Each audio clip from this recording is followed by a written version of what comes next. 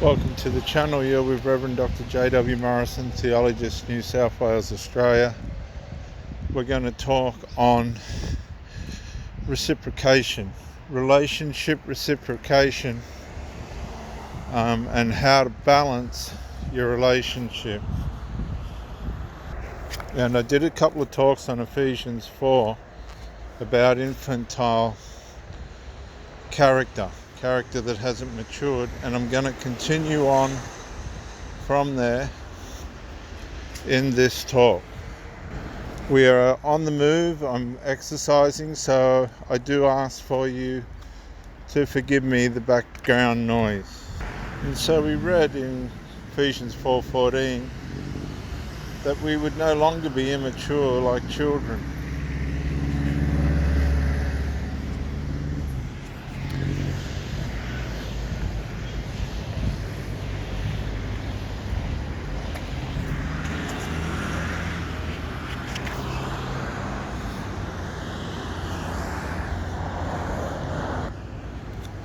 And this is a big part of the problem in relationships.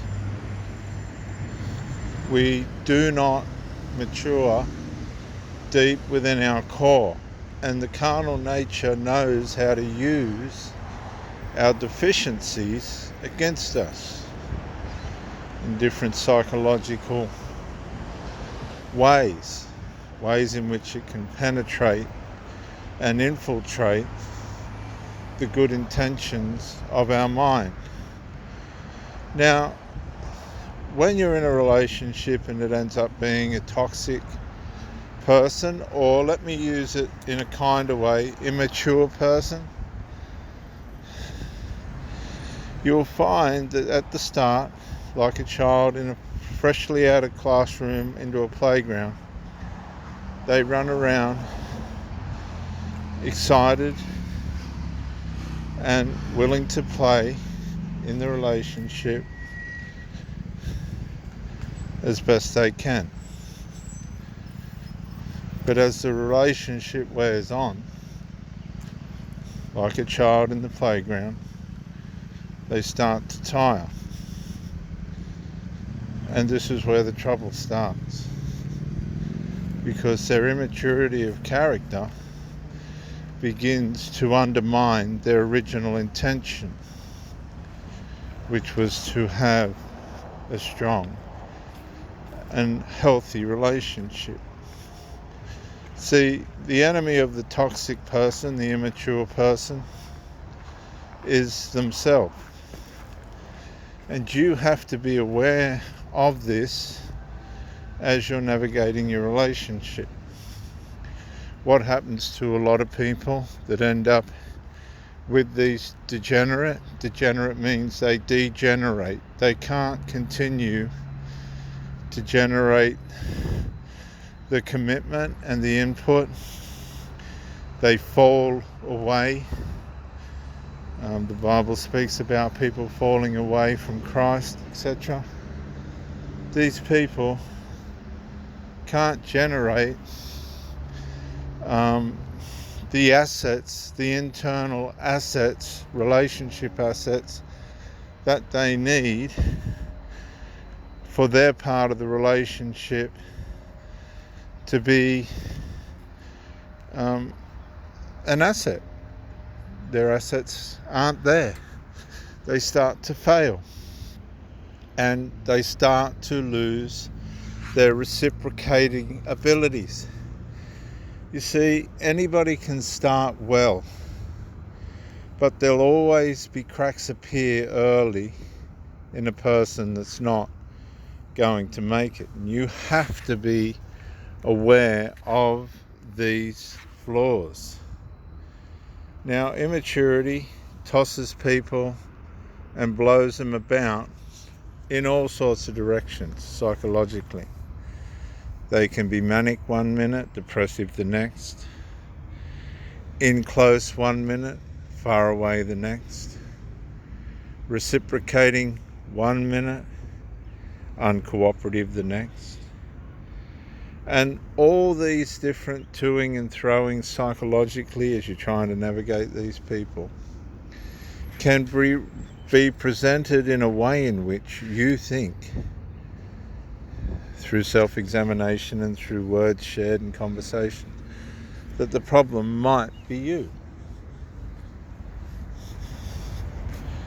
And so you begin to over-examine yourself, and your attention gets shifted off the immaturity, the flaws of the person that you're with. It shifts away from the conscious letdowns that you're sensing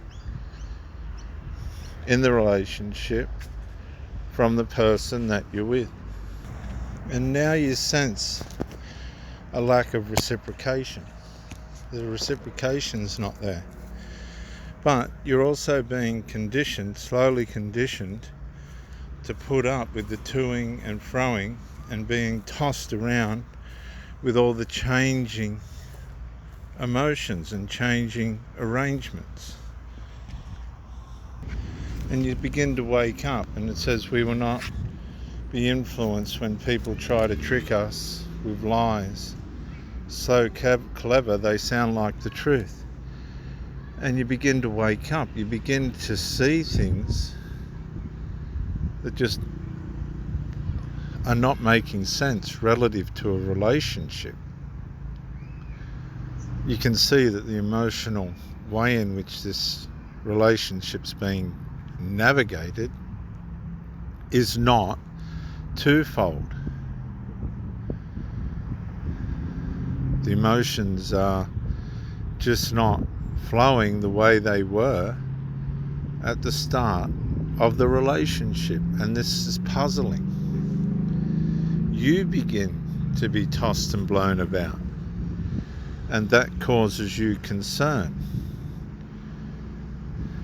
And you notice an element of concern in the spirit of the partner that you have. But they don't seem to be able to make their way out of the toing and froing. And you draw back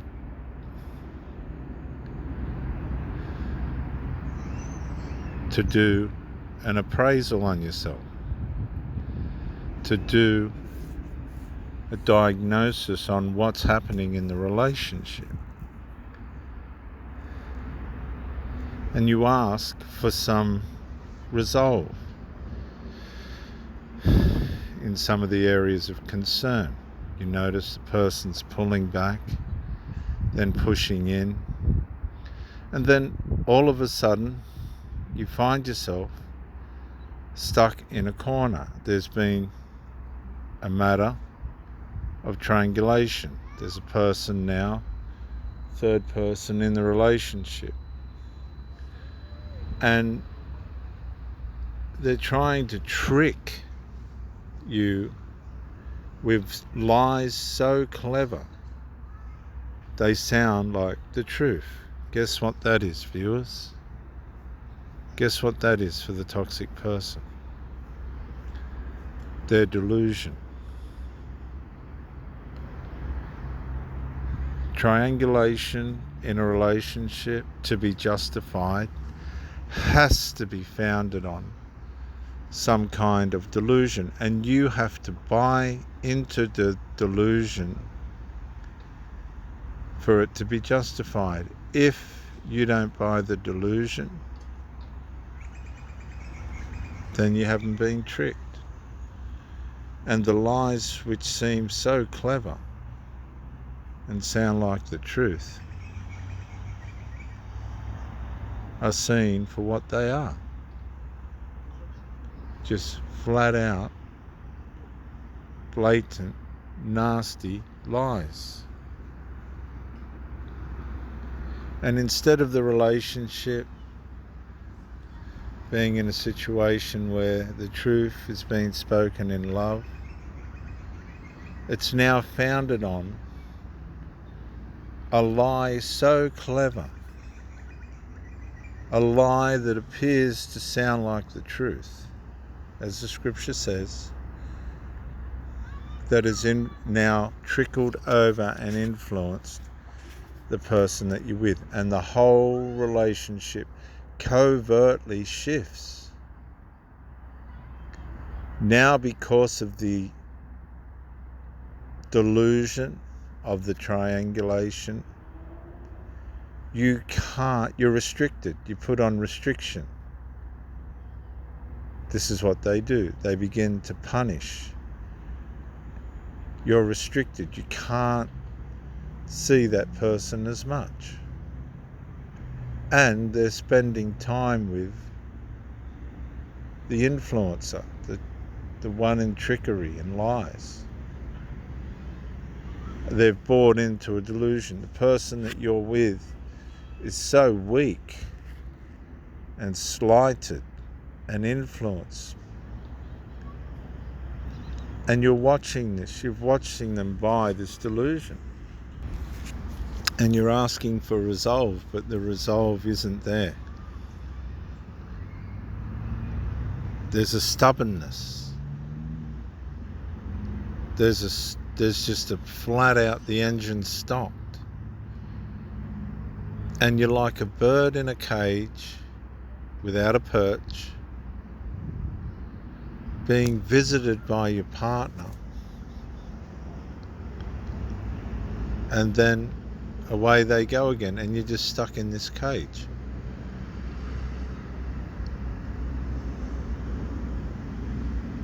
Can anybody relate to what I'm saying? The boundaries have been put in place, but not around a delusion, around you.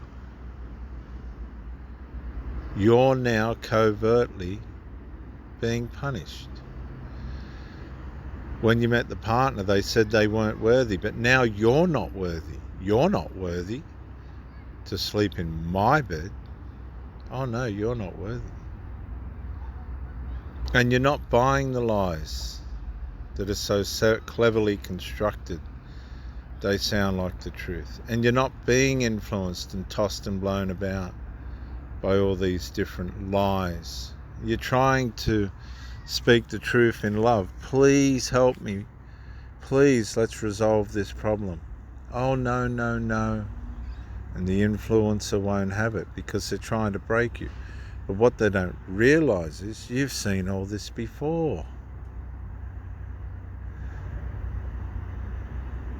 And internally you're holding fast and you're just spectating and watching this collusion, this calamitous collusion, which is just revealing the toxicity of these people from the inside out. And you're starting to lose respect. And you're starting to build resentment. And you ask for resolve, but no. You ask for the truth in love, but no. And you're growing in every way more and more like Christ. You're growing and they're descending. They're going deeper and deeper into deception. But you're holding on to the head of the body of the church, Christ. And he's making you fit together with the right people around you that don't lie and don't scheme and don't try and influence in the wrong way, that don't try and break up relationships, that care about relationships and want them to grow. And they're doing their part, their own special work, helping each other to grow. And you're praying for your partner, but they're caught. They're caught in the trickery. They're influenced by the lies that have been so cleverly constructed they sound like the truth. Can anybody relate to what I'm saying? You don't want to be like the darkness. You don't want to be hopelessly confused. You don't want your mind to be full of darkness, wandering around, getting tossed to and fro away from the life of God, with a closed mind and a hardened heart against the relationship. And it's like you're being pushed out of your own relationship. And you are, because unresolved is always the beginning of the end. There's no sense of shame. There's no sense of a need to resolve. It's just lustful pleasure, delighting itself in the lies that have been constructed to appear to be the truth, the delusion.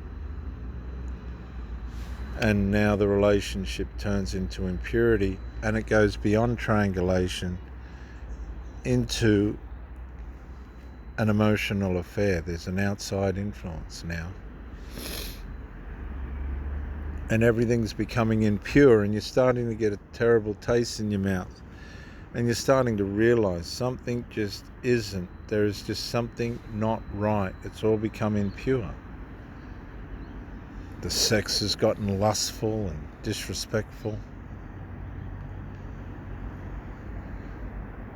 But even though there's no shame, there is a conscience. And your conscience starts to win out.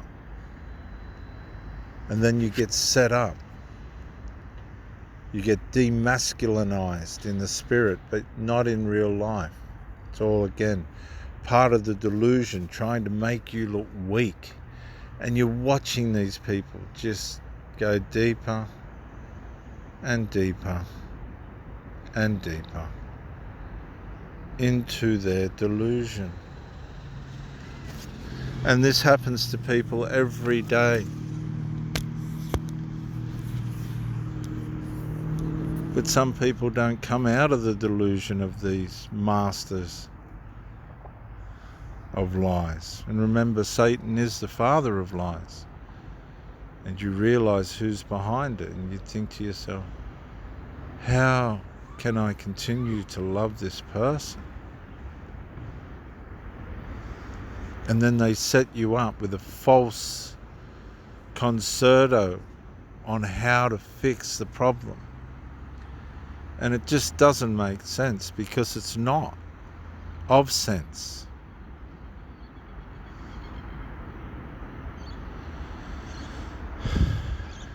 And your mind falls away. And the impurity washes you away.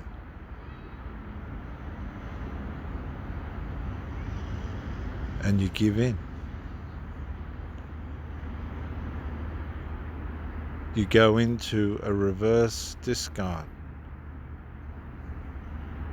And you ask that person to go. You just can't take it anymore. You can't take the tossing and the toing and throwing and the darkness. And everything hardening and nothing being spoken in truth or in love. Big voids in the relationship, and the partner starts to move in like a hyena trying to finish off prey that's already dead, making out it's got a solution, but it hasn't. Behind it, ideals are just the other hyenas waiting to finish the kill, waiting to finish the scraps.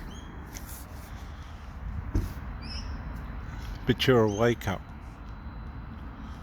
Because you learned Christ, and you heard about Jesus, and you listened, and you stayed in the truth, the reality of what was going on.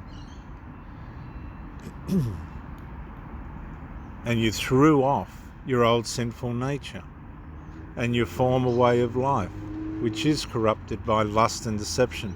The lust and deception that your partner had fallen into by this delusion and triangulation.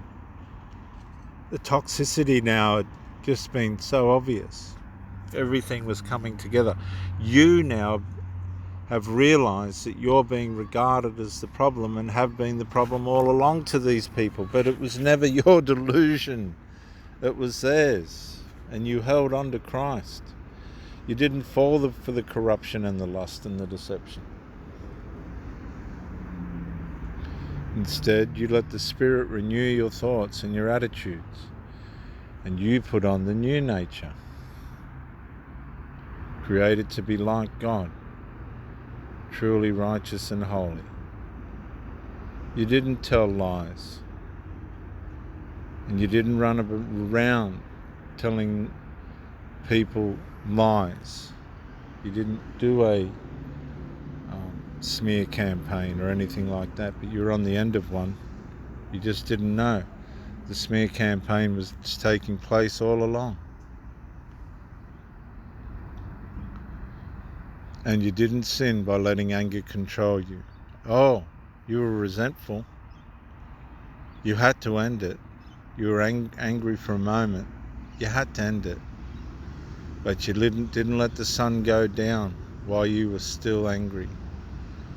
Because you knew that anger gave foothold to the devil, and the devil's foothold had gotten in on the influencer, on the one that thought their lies were so clever that they sounded like the truth, but they only deceived themselves.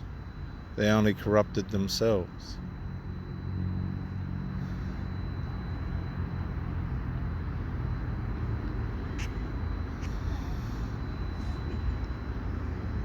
You were robbed. You were triangulated. Your relationship was undermined and interfered with.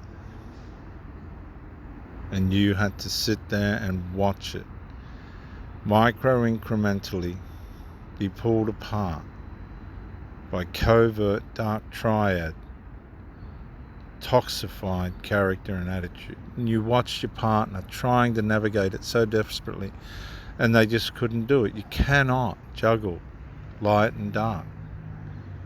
It's just not the way it is. You can't juggle light and dark. And the darkness took away your partner.